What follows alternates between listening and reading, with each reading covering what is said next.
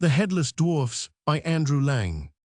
There was once a minister who spent his whole time in trying to find a servant who would undertake to ring the church bells at midnight in addition to all his other duties. Of course, it was not everyone who cared to get up in the middle of the night when he had been working hard all day. Still, a good many had agreed to do it.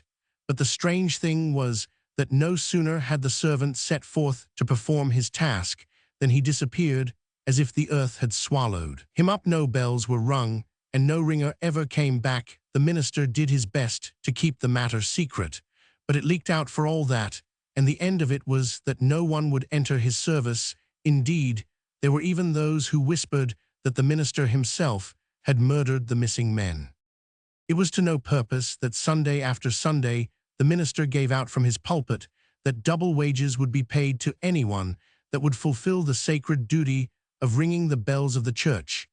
No one took the slightest notice of any offer he might make, and the poor man was in despair when one day, as he was standing at his house door, a youth known in the village as Clever Hans came up to him. "I am tired of living with a miser who will not give me enough to eat and drink," said he, "and I am ready to do all you want." "Very good, my son," replied the minister. "You shall have the chance of proving your courage this very night. Tomorrow we will settle what your wages are to be." Hans was quite content with this proposal and went straight into the kitchen to begin his work, not knowing that his new master was quite as stingy as his old one. In the hope that his presence might be a restraint upon them, the minister used to sit at the table during his servants' meals and would exhort them to drink much and often, thinking that they would not be able to eat as well, and beef was dearer than beer. But in Hans he had met his match, and the minister soon found to his cost that in his case, at any rate, a full cup did not mean an empty plate. About an hour before midnight, Hans entered the church and locked the door behind him, but what was his surprise when, in place of the darkness and silence he expected, he found the church brilliantly lighted, and a crowd of people sitting round a table playing cards. Hans felt no fear at this strange sight, or was prudent enough to hide it if he did, and going up to the table sat down amongst the players. One of them looked up and asked, "My friend, what are you doing here?" And Hans gazed at him for a moment, then laughed and answered, "Well, if anybody has a right to put that question, it is I, and if I do not put it, it will certainly be wiser for you not to do so." Then he picked up some cards and played with the unknown men as if he had known them all his life. The luck was on his side, and soon the money of the other gamblers found its way from their pockets into his. On the stroke of midnight the cock crew, and in an instant lights, table, cards, and people all had vanished, and Hans was left alone.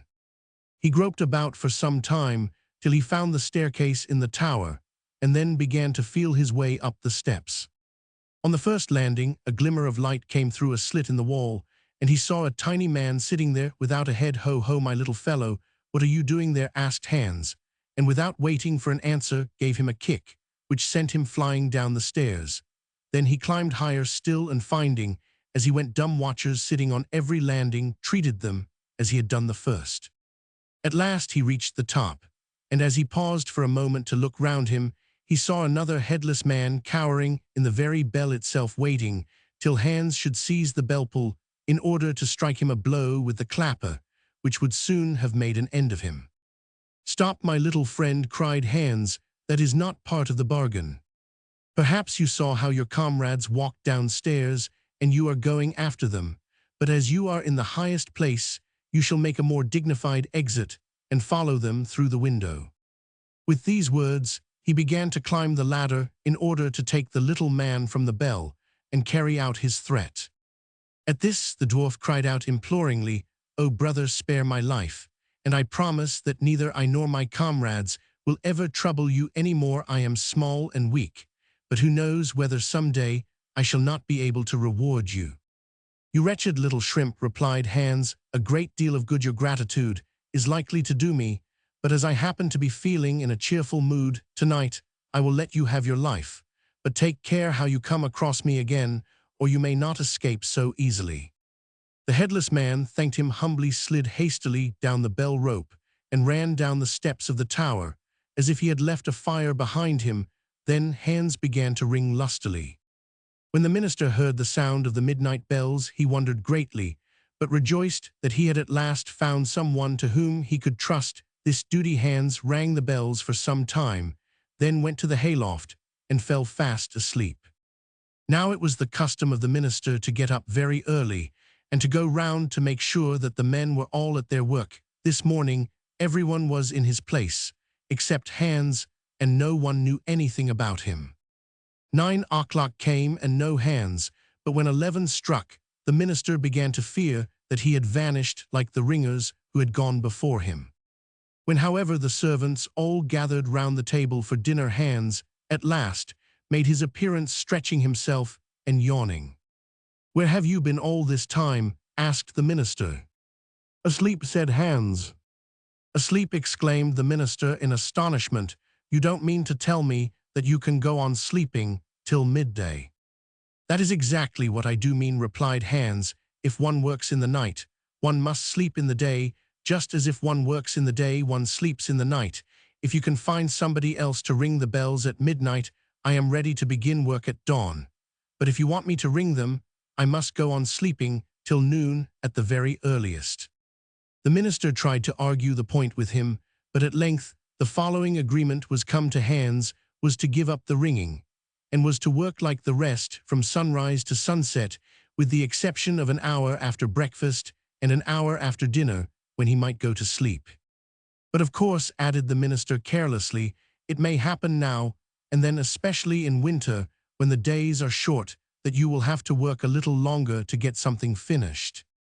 "Not at all," answered Hans. "Unless I were to leave off work earlier in summer, I will not do a stroke more than I have promised, and that is from dawn to dark, so you know what you have to expect." A few weeks later, the minister was asked to attend a christening in the neighboring town. He bade Hans come with him, but as the town was only a few hours' ride from where he lived, the minister was much surprised to see Hans come forth laden with a bag containing food. "What are you taking that for?" asked the minister. "We shall be there before dark." "Who knows?" replied Hans. "Many things may happen to delay our journey, and I need not remind you of our contract, that the moment the sun sets I cease to be your servant. If we don't reach the town while it is still daylight, I shall leave you to shift for yourself." The minister thought he was joking and made no further remark, but when they had left the village behind them and had ridden a few miles, they found that snow had fallen during the night and had been blown by the wind into drifts. This hindered their progress, and by the time they had entered the thick wood which lay between them and their destination, the sun was already touching the tops of the trees. The horses plowed their way slowly through the deep, soft snow, and as they went, Hans kept turning to look at the sun which lay at their backs. "Is there anything behind you?" asked the minister, "or what is it you are always turning round for?" "I turn round because I have no eyes in the back of my neck," said Hans. "Cease talking nonsense," replied the minister, "and give all your mind to getting us to the town before nightfall." Hans did not answer, but rode on steadily, though every now and then he cast a glance over his shoulder. When they arrived in the middle of the wood, the sun sank altogether. Then Hans reined up his horse, took his knapsack, and jumped out of the sledge. "What are you doing? Are you mad?" asked the minister. But Hans answered quietly, "The sun is set, and my work is over, and I am going to camp here for the night." In vain the master prayed and threatened, and promised Hans a large reward if he would only drive him on. The young man was not to be moved. "Are you not ashamed to urge me to break my word?" said he. "If you want to reach the town tonight, you must go alone. The hour of my freedom has struck, and I cannot go with you." "My good Hans," entreated the minister, "I really ought not to leave you here. Consider what danger you would be in yonder. As you see, a gallows is set up, and 2 evildoers are hanging on it. You could not possibly sleep with such ghastly neighbors." "Why not?" asked Hans. "Those gallows birds hang high in the air, and my camp will be on the ground. We shall have nothing to do with each other." As he spoke, he turned his back on the minister and went his way. There was no help for it, and the minister had to push on by himself. If he expected to arrive in time for the christening, his friends were much surprised to see him drive up without a coachman, and thought some accident had happened. But when he told them of his conversation with Hans, they did not know which was the most foolish master or man. It would have mattered little to Hans had he known what they were saying or thinking of him. He satisfied his hunger with the food he had in his knapsack, lit his pipe, pitched his tent under the boughs of a tree, wrapped himself in his furs, and went sound asleep. After some hours, he was awakened by a sudden noise, and sat up and looked about him. The moon was shining brightly above his head, and close by stood two headless dwarfs, talking angrily. At the sight of Hans, the little dwarfs cried out, "It is he, it is he!" And one of them, stepping nearer, exclaimed, "Ah, my old friend, it is a lucky chance that has brought us here. My bones still ache from my fall down the steps of the tower. I dare say you have not forgotten that night. Now it is the turn of your bones. Hi, comrades, make haste, make haste."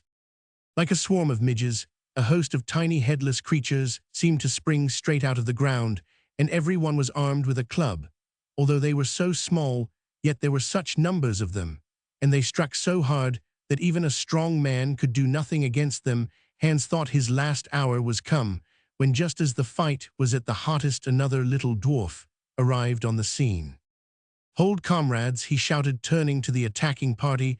"This man once did me a service, and I am his debtor. When I was in his power, he granted me my life, and even if he did throw you downstairs, well, a warm bath soon cured your bruises, so you must just forgive him and go quietly home."